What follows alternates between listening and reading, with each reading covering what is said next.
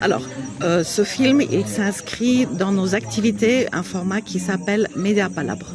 Donc, nous utilisons le film comme support pour montrer une certaine importance sur une thématique. Et ensuite, on pose le débat avec des intervenants qui proviennent de la zone et qui sont importants. Et pour susciter un peu le débat avec les citoyens. Donc, c'est un format très participatif. Et ici à Niaguis, on a la grande opportunité aussi de le transmettre en live à travers de notre partenaire Number One.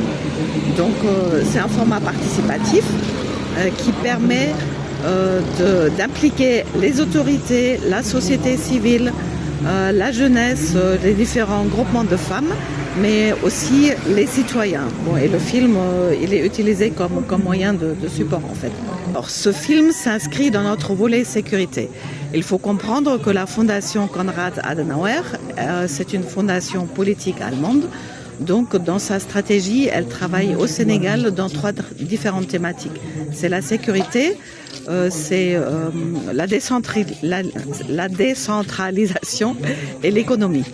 Pour nous, la sécurité a aussi à voir avec les conditions de vie des populations, donc on revient automatiquement à l'environnement.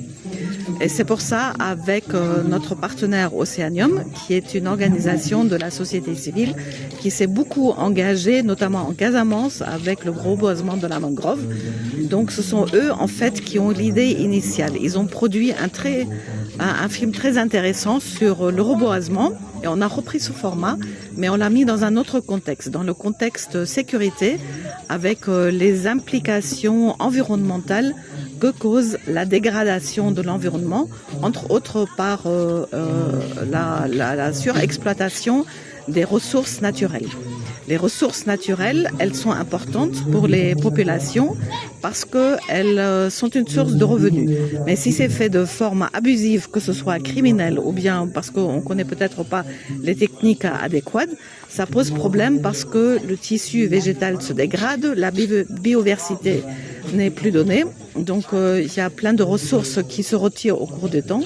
Donc ça pose problème pour les générations futures. Donc en fait, le besoin détruit la ressource. Donc ça pose problème et ça emmène des questions sécuritaires. Par exemple, la migration, mais aussi la coupe de bois ou la culture du chanvre indien qui est fait par des bandes organisées. Donc tout ça, c'est relié à des problématiques sécuritaires qui bien sûr se posent ici dans la région de Casamance. C'est certainement pas la dernière étape, peut-être pour cette année. Le film a été produit dans l'année 2022-2023. On a commencé même à Dakar avec une grande ouverture et ensuite on est passé dans nos différentes régions. Pour nous, ce qui est important, les sites de tournage se trouvent entre autres en Casamance. Donc nous sommes allés dans les communes qui ont contribué à la production de ce film. Donc comme vous voyez dans le film aussi, il y a beaucoup de témoignages avec des personnages qui sont connus, des autorités, des associations de pêcheurs, etc. Donc ce sont des personnages connus au niveau de leur communauté qui ont eu beaucoup de courage pour témoigner aussi, parce qu'ils sont connus justement. Donc on était à Kafountine, nous étions à Brin. Actuellement, nous sommes à Niaguis. L'année dernière, nous étions même à Sédiou. Donc, on va continuer dans ce sens. Oui, on met à disposition le film.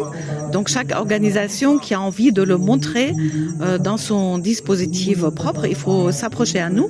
On fera une petite convention et on met le film à disposition.